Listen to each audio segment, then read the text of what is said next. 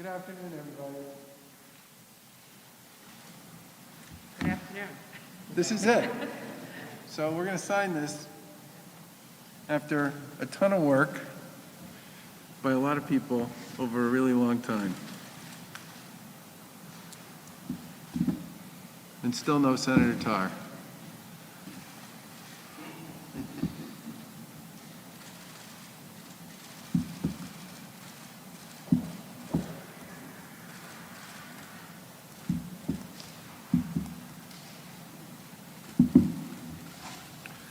Thanks to COVID, I can't give away any of the pens.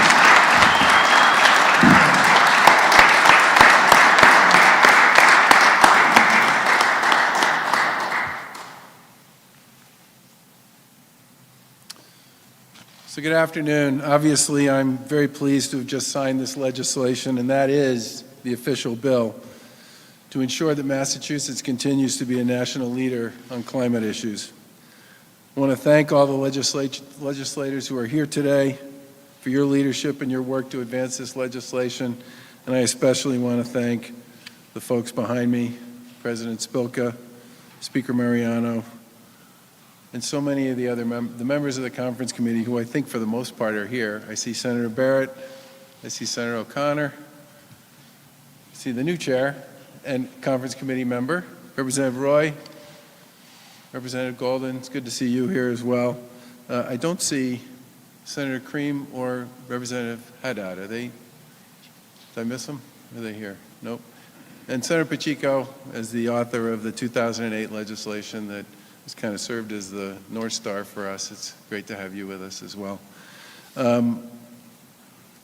What I mostly appreciate is the fact that people went back and forth and back and forth and back and forth on this and found their way. Good afternoon, Senator Tarr. It's so great to have you with us today. This is a long-running joke. Senator Tarr has managed over the course of the 6 years that I've had the pleasure of meeting with him every Monday, along with the leadership in the House and the Senate. He's always managed to be just a couple of minutes late. And we thought a lot about getting him a watch that was set 15 minutes early and a few other things like that. But what I really appreciate about this is people just worked their way through and got to yes and delivered a bill that in many respects, as I said, continues to make Massachusetts a national leader on these issues. And I want to thank the Secretary for her work and the work of her team on this as well. And I'm deeply proud that we managed to come together to create this bill, which sets the Commonwealth on a path to achieve net zero emissions by 2050. And I'm so proud that we got there together. Now, the two energy bills that we worked on in 2016 and 2018 in many respects led to our national leading procurements of offshore wind and hydropower, while also supporting the continued development of solar and energy storage here in Massachusetts. I'm proud to say that climate change has not been ever a partisan issue. We know the impacts on our coasts, on our fisheries, on our farms, and on our communities are real and demand action. And that's why we've been committed for over a decade to changing climate here in Massachusetts and to doing the things we need to do to deal with the issue at hand and to maintain a structure that's costly, that's affordable for the people of the Commonwealth. Now, back in 2016, I was proud to sign legislation outside the building, actually, sitting in the courtyard, that committed us to 2 large procurements of clean energy and to issue an executive order that laid out a comprehensive plan to mitigate and adapt to climate change. That order created the Municipal Vulnerability Preparedness Program, which has now helped almost 90% of all the communities in Massachusetts prepare for the impacts of climate change and has invested $44 million to support climate resiliency projects. That was actually how we got to know Katie Theorides, who came on board and led the charge on that one. We also created our State Hazard and Mitigation Climate Action Plan, which was the first of its kind in the U.S. to comprehensively integrate climate change impacts and adaptation strategies with hazard mitigation planning. In 2017, we were proud to join the U.S. Climate Alliance to uphold and build upon the commitments made in the Paris Climate Accords, and we've made substantial progress through 2 successful offshore wind energy procurements to date worth 1,600 megawatts of power, with each project setting a record low price point for the U.S. market, as well as procurement of affordable baseload hydropower. And I can't tell you how important that initial offshore wind procurement was to the development of the offshore wind industry in this country. People were so surprised by the results of that procurement all the way up and down the East Coast that all of a sudden everybody decided it was okay and time to get into the deep water wind game. And as a result, there are literally gigawatts worth of deep water wind that are currently pending before federal agencies as this industry really starts to take off in this country. We also build a solid and growing solar industry in Massachusetts, thanks to our solar incentive program, which is supporting the development of additional 3,200 megawatts of solar in Massachusetts, while at the same time making sure that we protect critical green space. And we've launched innovation programs like the first in the nation Clean Peak Standard, which is focused on ensuring renewables are used during periods of high electricity demand, and a first in the nation Future of Natural Gas study to assess the role of natural gas as Massachusetts works to achieve net zero emissions. Last year, we adopted net zero as a legally binding limit for 2050 emissions under the Global Warming Solutions Act, and this legislation includes net zero emissions in statute, ensuring the Commonwealth remains dedicated to this important goal. And to make sure that goal was more than just a target, we engaged a first in the nation 2-year science-based analysis that outlined the policies and the strategies that Massachusetts will need to achieve these objectives. No other state in the country has engaged in this kind of work to map out a 30-year plan to get to net zero. Thanks to the roadmap, we know, for example, that to achieve our climate goals, we need to make significant reductions in our transportation sector. That's why we led the way on a multi-state, bipartisan transportation and climate initiative and launched the program with Connecticut, Rhode Island, and Washington, D.C. this past December. We've also expanded the Commonwealth's electric vehicle rebate program, which has incentivized the purchase of tens of thousands of zero-emission vehicles and made rebates available for trucks and commercial fleets. And to reduce emissions from the building sector later this year, we will convene a first-in-the-nation commission on clean heat to further develop strategies to reduce emissions there. This bill puts us on an ambitious path to achieving a cleaner and more livable Commonwealth, while also creating economic development opportunities to support the initiatives. And with this legislation, we'll be procuring another 2,400 megawatts of offshore wind, expanding this local industry and creating quality jobs here in the Commonwealth. We'll be working closely with municipalities and businesses to develop a highly efficient stretch energy code for newly constructed buildings that ensures our housing stock is both affordable and energy efficient. And most importantly, this bill puts into law needed protections for environmental justice communities, which suffer disproportionately from pollution and poor air quality. And we'll be working hard to achieve our ambitious emission reduction targets in a science-based, equitable, and affordable manner. I want to once again thank the legislature for their leadership, their partnership, their vision, and their work to get this important legislation across the finish line. And I want to turn it over to Lieutenant Governor to say a few words.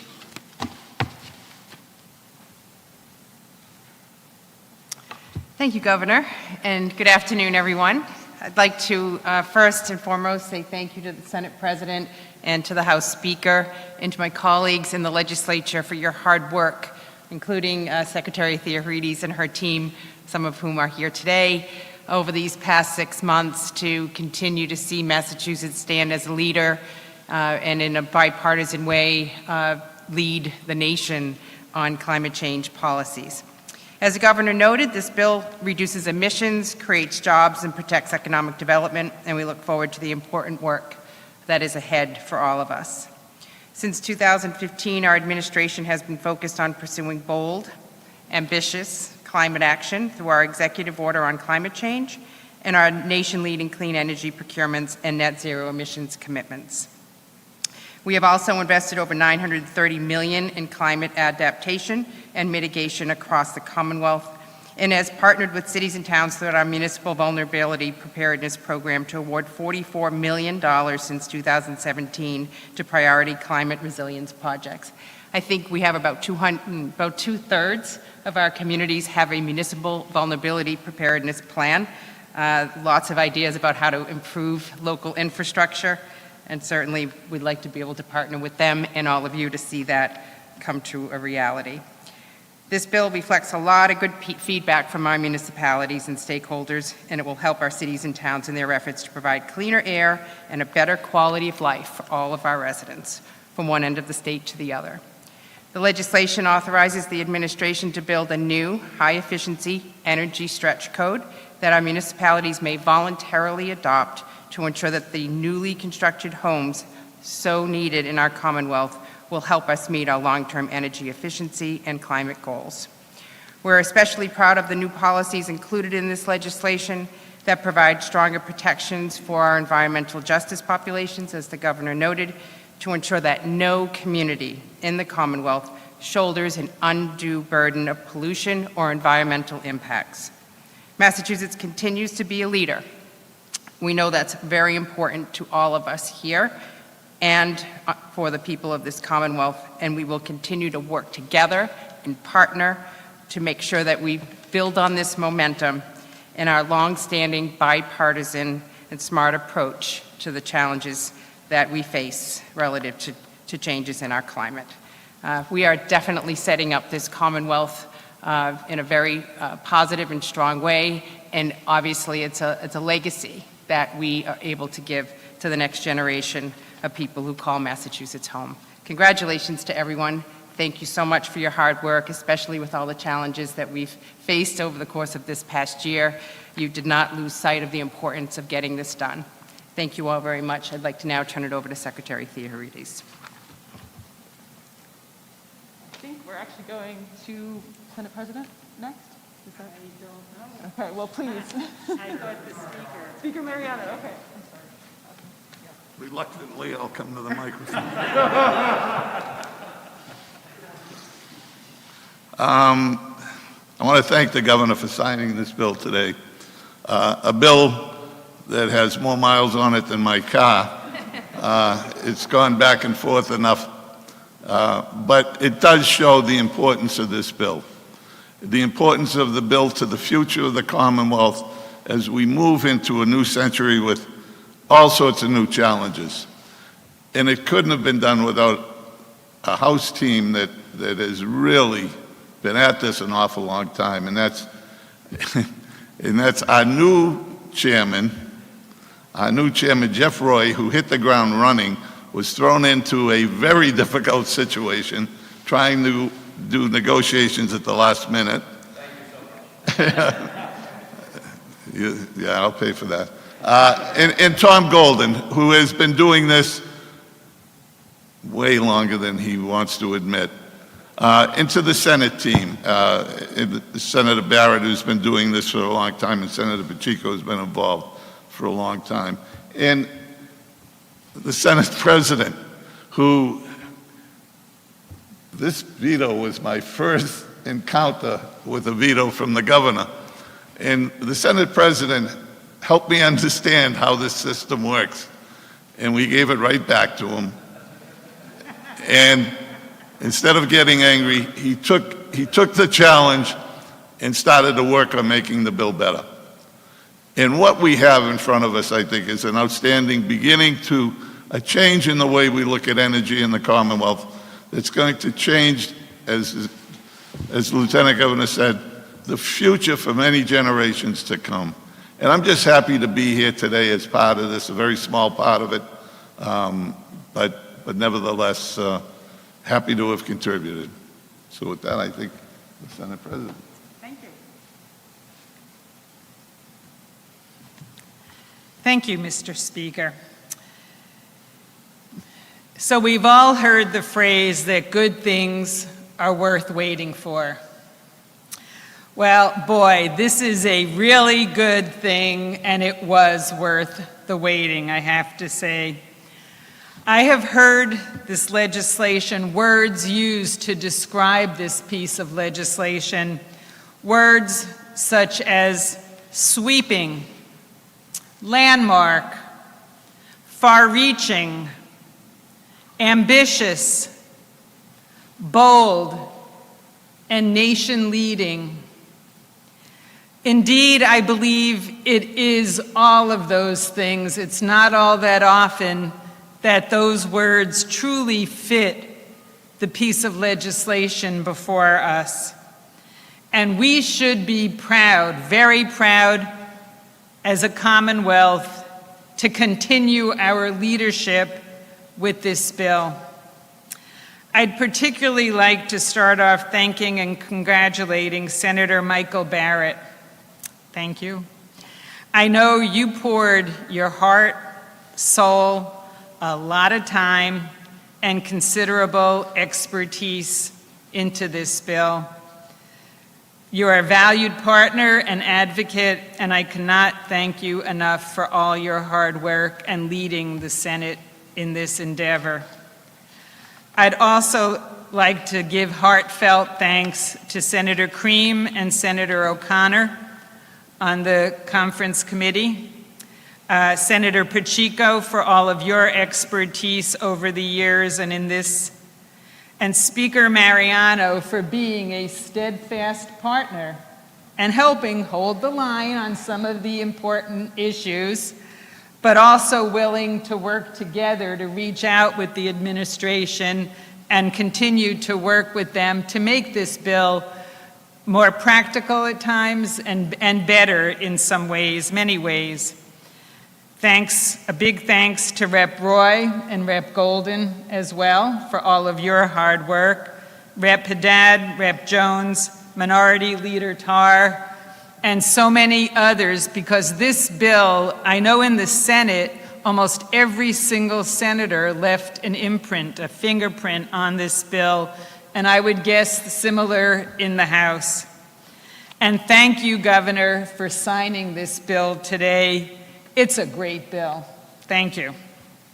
I look forward to working with you and Secretary Theo Harrides and your administration in implementing and continuing to push Massachusetts forward.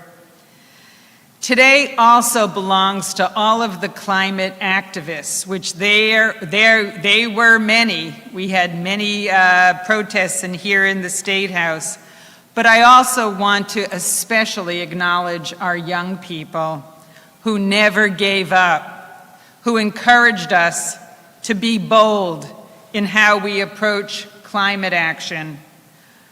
By this bill, I hope you realize we heard you loud and clear, but please don't stop. Continue to raise your voices. There is still much more work to do.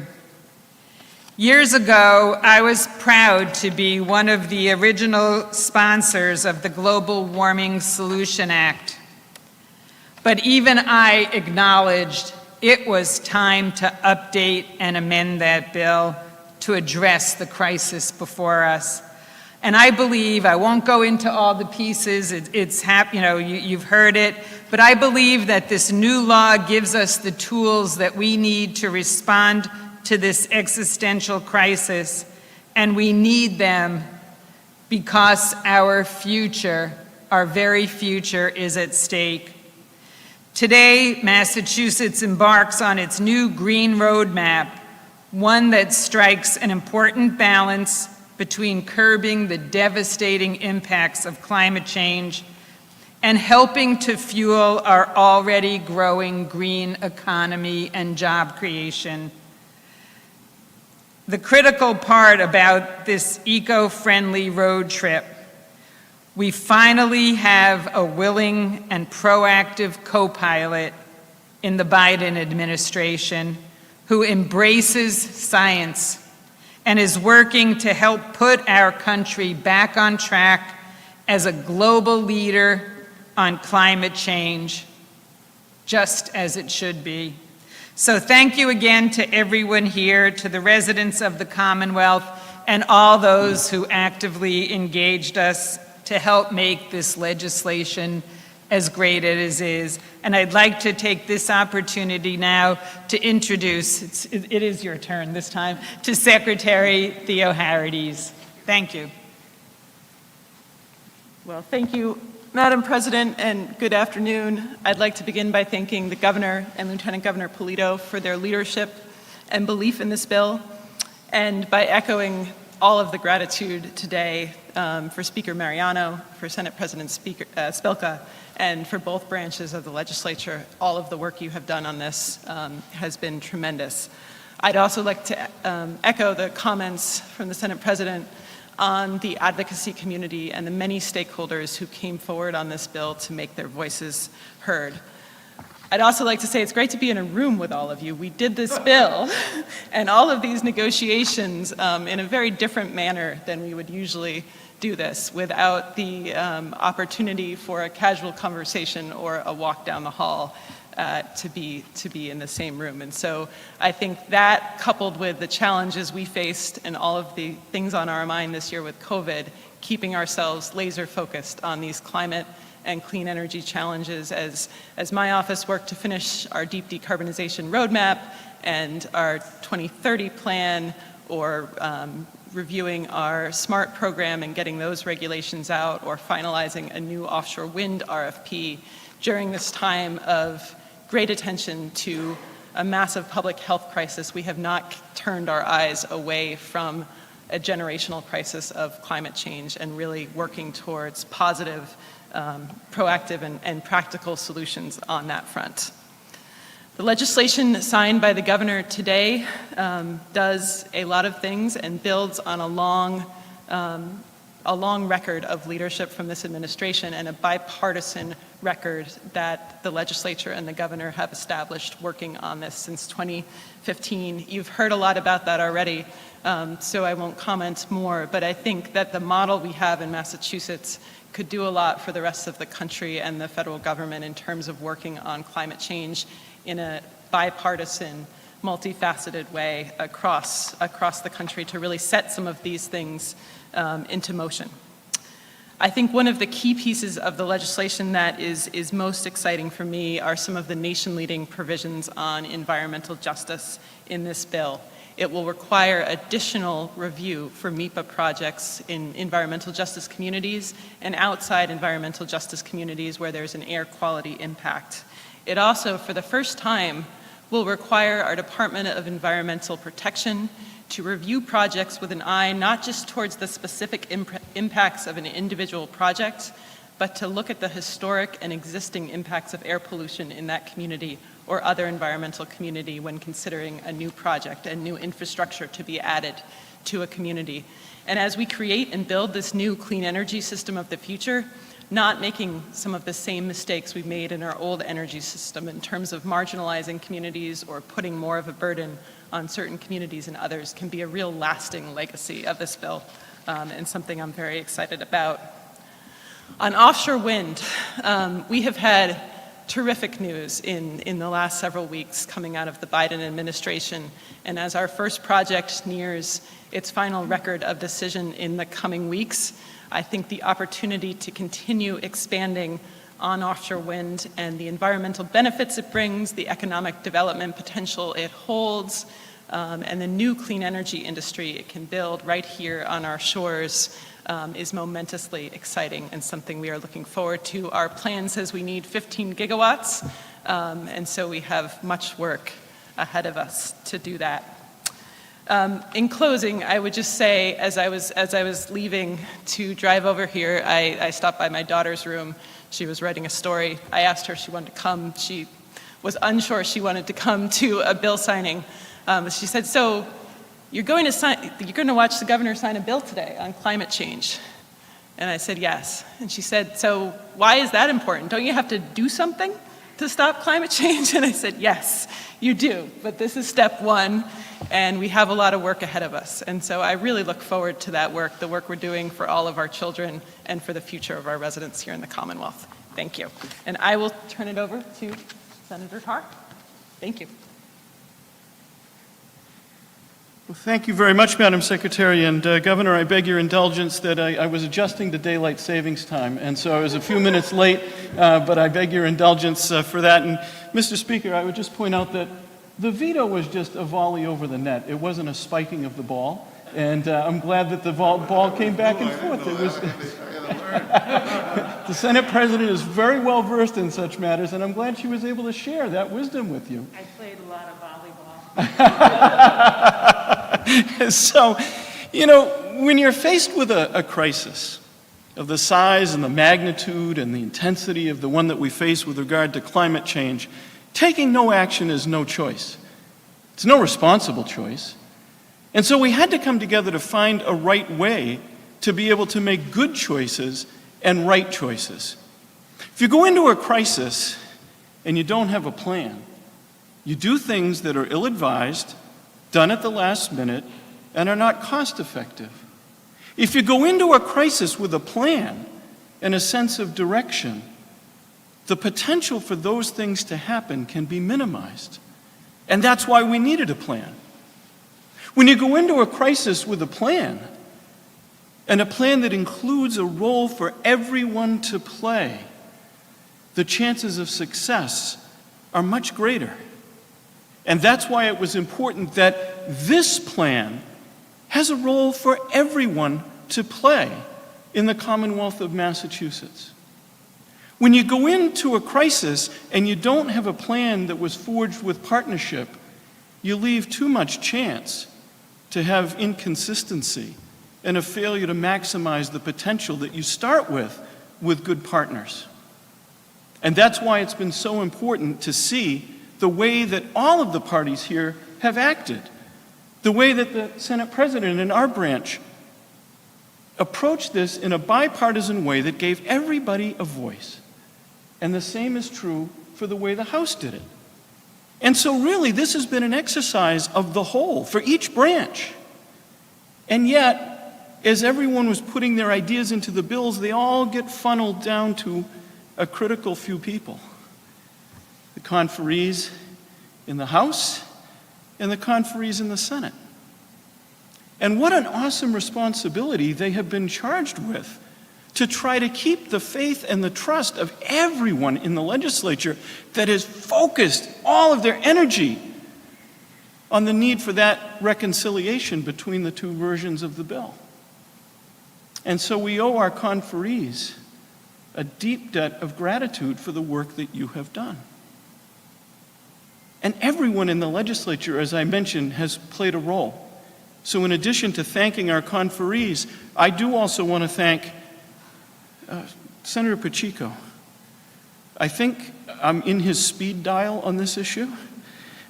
I have heard from him constantly, and I welcome that. But I also want to say, in addition to thanking Senator Barrett for the inclusive way that he conducted himself with regard to this bill, I want to say thank you to Senator O'Connor.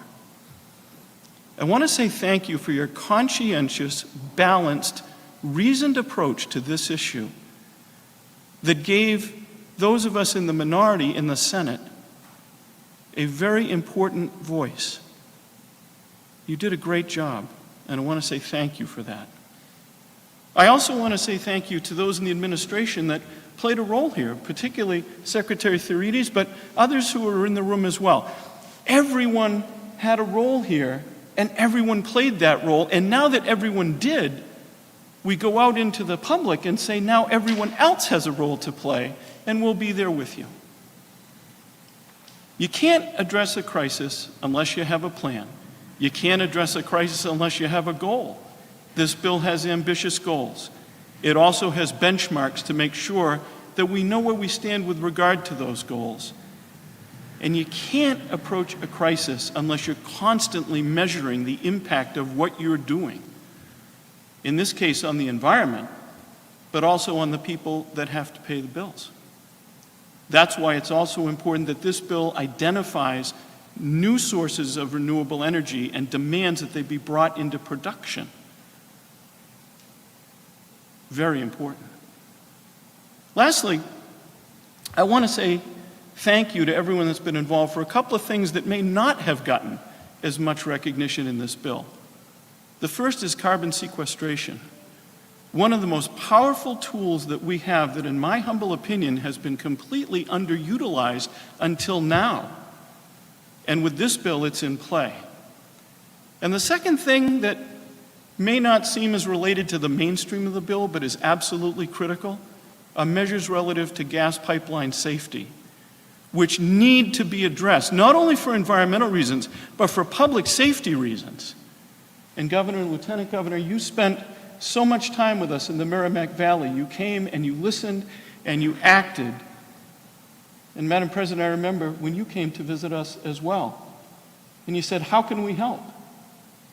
And how we can help are some of the very important measures in this bill, because we cannot have gone through what we went through in the Merrimack Valley and not learn lessons and not take action.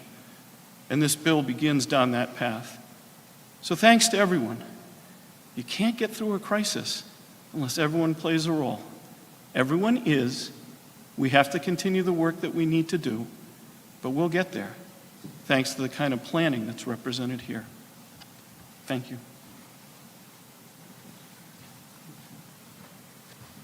So you guys have on-topic questions first for the folks who are gathered?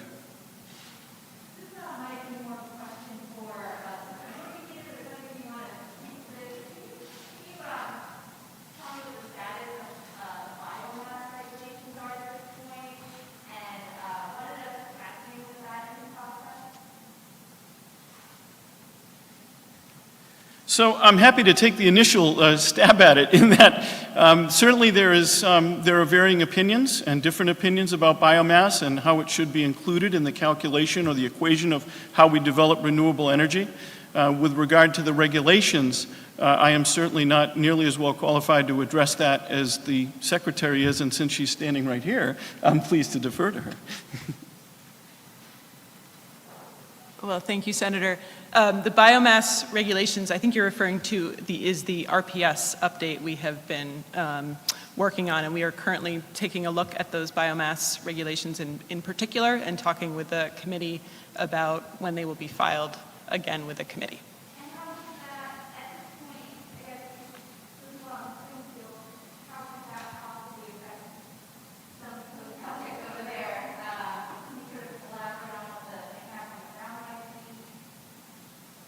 So I don't know that I can comment on how the regulations will affect a specific project at this point, since they are still being developed. But that's, we will be talking to the committee about how they will be refiled at this point. The committee did not have sufficient time before the end of the last legislative session to review them.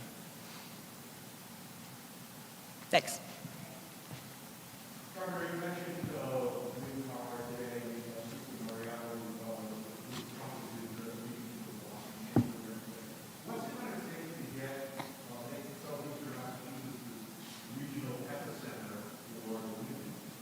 Well, I think the first thing we need is a federal government that will actually approve some projects, okay?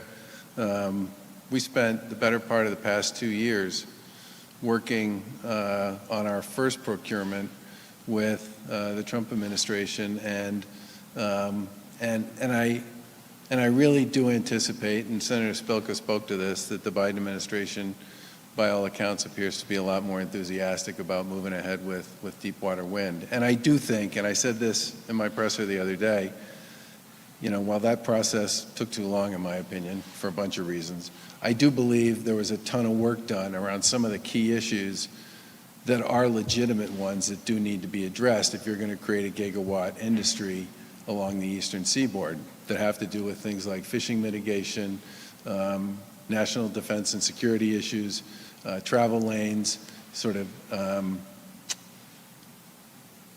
precedential decisions about, that's PRECE, not SID, precedential decisions about how you organize and place these big farms to deal with some of the issues associated with that. And I happen to think that at this point, we should be able to move pretty quickly. And we now have the first one before the current administration, but we also have a second one that will be pending before them not too long from now, and I fully expect the third one that we'll have will be in the mix probably in the next 18 months.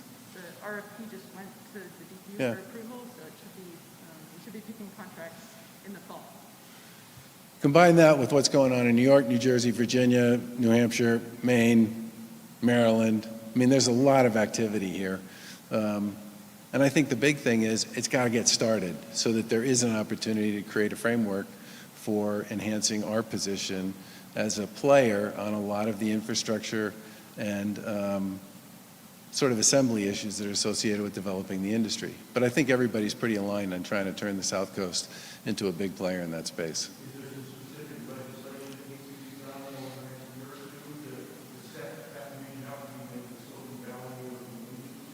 I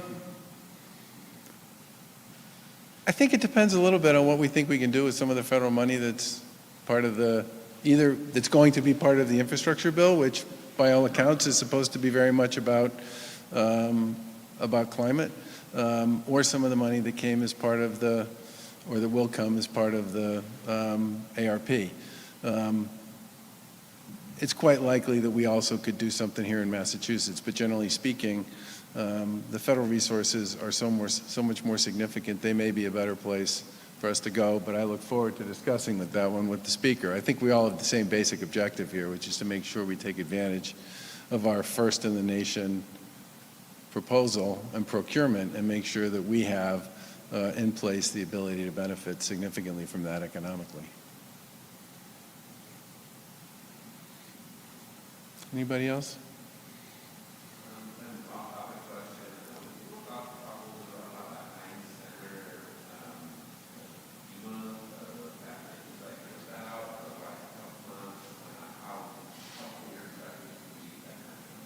Well, the Biden administration basically has sort of three big channels that they've been pursuing with respect to vaccination policy. The first is the retail pharmacy channel, which is a national channel, and for them really works because they can just move more and more product through that channel, and they know it's going to go immediately into people's arms, and I think you're going to continue to see that channel grow. The second channel is the community health center channel, which again, they can work with federally qualified community health centers. They think of those as part of their channel, and I think you'll continue to see that grow as well, not just as a channel to get people vaccinated, but also as a channel to work with folks at the state and local level and with community-based and faith-based organizations around equity, which is a big issue for them as it is for us. And the third channel that they're pursuing are these FEMA-sponsored mass vac sites. And they've set up a bunch of them around the country, and I fully expect they're going to set up a bunch more.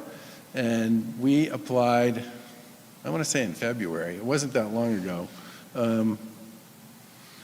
for one of these designations. And the delegation was very helpful in supporting this initiative, and we expect that it's going to be operating by the end of the month.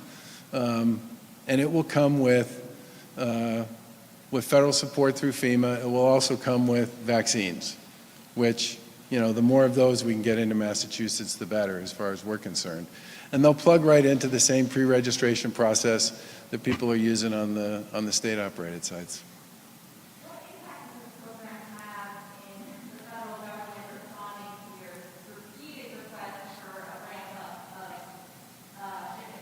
Well, these sites, these FEMA-sponsored sites, do come with vaccines, okay?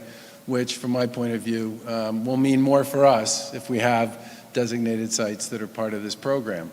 But they are going to continue to invest in a big way in both their retail pharmacy channel and in their federally qualified community health center channel. And the good news there is we have 27 federally qualified community health centers in Massachusetts, and we have a boatload of CVSs and other participants in that retail pharmacy program as well. I mean, I think that'll end up, I really think as time goes by, we may end up with hundreds of retail pharmacies participating in that channel.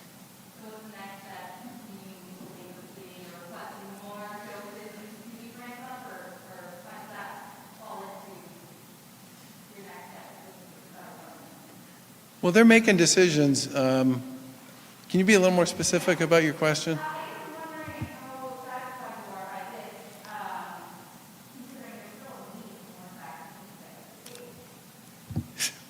We have enough capacity in Massachusetts to 2x or 3x the number of vaccines we're doing on a weekly basis right now between the provider organizations, the existing hospital system that's operating, the regional collaboratives that we have in place, the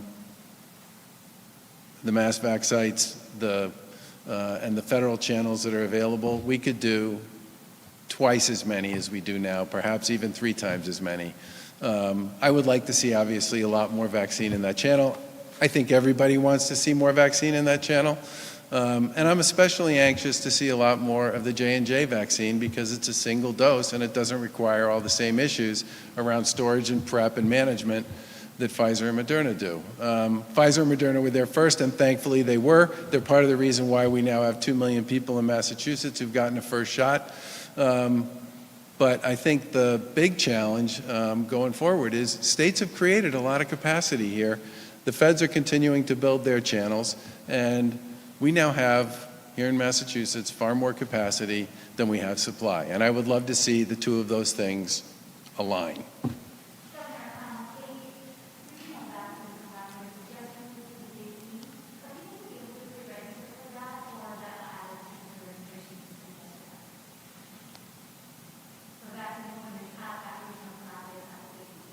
We are bringing many of the regional collaborative, I think I said this during my testimony before the Oversight Committee, we're talking to all the regional collaboratives and basically saying, do you want to be part of the pre-registration system? If you do, that's great. If you don't, that's okay too. I don't know off the top of my head whether or not that particular regional collaborative wants to be part of the pre-registration system. If they do, we'll certainly put them on. Last question. Yeah.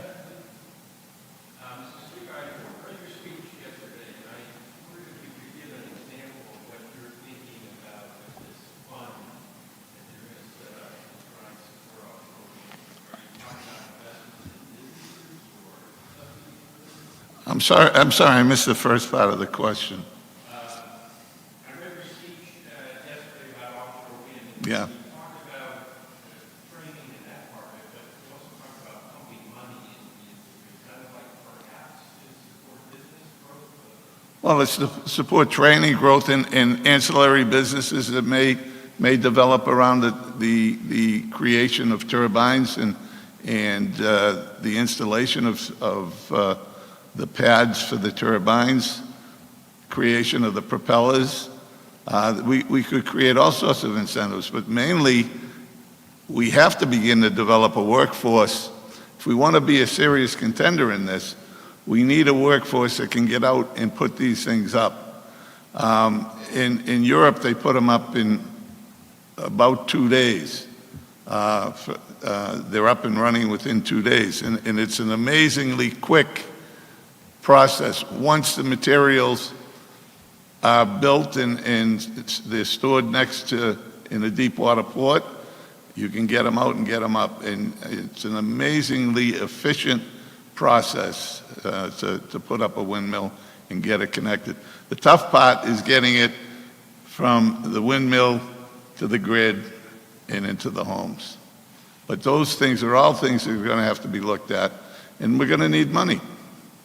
If we want to be serious about being a hub and create an industry that looks like our biotech industry, we're going to have to be serious about putting some money into it. And that was the point of the comment. Do you have a specific goal about which you would like to produce in that?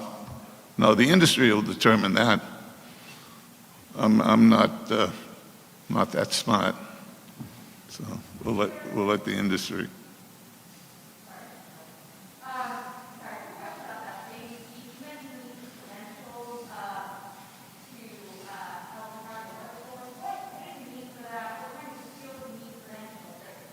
All skills.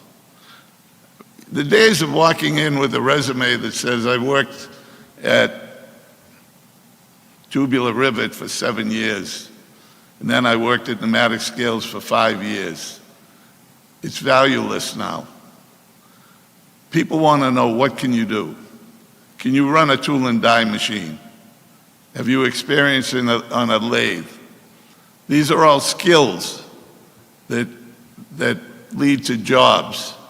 And if you can certify that you have these skills, you can walk in and demand a rate that is market rate because you've proven that you're trained. No more will employers have to take a chance on you and say, well, maybe he'll work out, maybe he won't. Based on his resume, I'm not sure. That's what real skills credentialing is. And we have to look at the way we do job training in this Commonwealth. We spend a lot of money on job training and very little on skills training. So.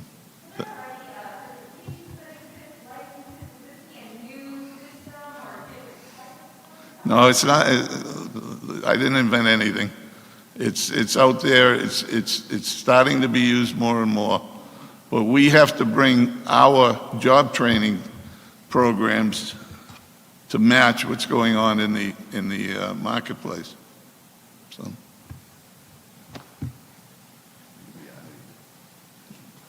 I just want to elaborate a little bit on what the speaker just said there. The legislature in the economic development bill in 2016, I think, put $60 million in there for capital skill grant program, basically to invest in community colleges, vocational and technical schools, and other training programs that were about building skills that you could get credentialed on. And one of the elements that was required as part of this program was if you were an educational institution or a skill building institution that wanted to access one of these grants, you had to bring employers to the table who are actually bringing real money or in-kind contributions or a commitment to hire for people coming out of these programs. And I'm telling you, it was magic to watch how fast these programs would go up and how fast people would get skilled in them and how fast they would be out the door and employed by them.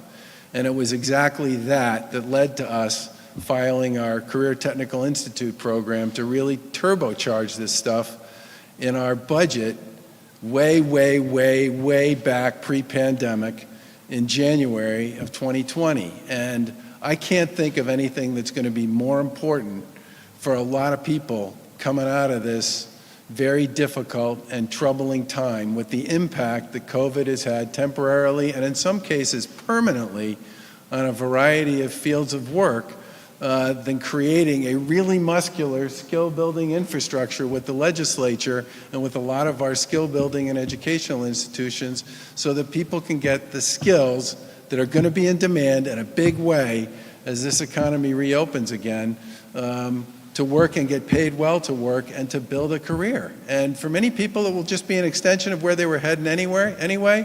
But for a lot of people, this is going to be different. And I tell you, back before the pandemic, the Lieutenant Governor and I went to Greater Lawrence Folk Tech. And they were one of the first demo sites we had for this Career Technical Institute, where they had career programs that have been sponsored by these grants that came out of this legislation with employers that were attached to them who are literally hiring every single kid that came out of the program. They also had, as part of this program, an after-school program for kids who couldn't get into the Voc-Tech school but who wanted to take part in classes at the Voc-Tech school and in skill building opportunities that were consistent with where these jobs were coming from. And they were also running night programs. And every single one of those literally had employers just hovering over them, waiting for people to finish those programs, get their credential, and go to work for them. And there's a huge opportunity here if we get it right. And I'm really glad to hear the legislature at the leadership level talk about investing in this stuff. This can be really important.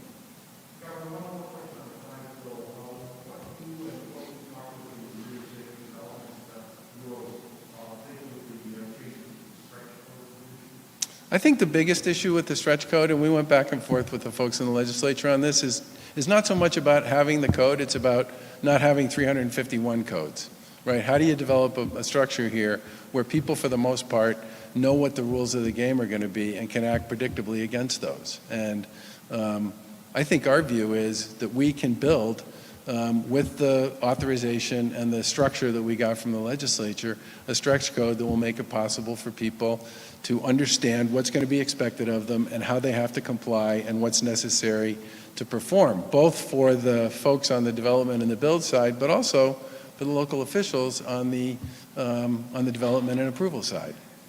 But I think that's a big opportunity for everybody. And I do think, because there will be predictability to it, I think it can help us deal with the affordable issue. I was so glad the legislature passed the Housing Choice Bill as part of the economic development bill that came through, because we need to build a boatload of housing, which, by the way, takes me back to the speaker's comment about skill building. There's going to be a lot of opportunity to build a lot of housing, and those are great jobs if you have the skills. And we should work real hard to make sure people do. Pardon me? I have not gotten a vaccine appointment yet. Thanks, everybody. Thank you, and thanks again to the legislature for a great job.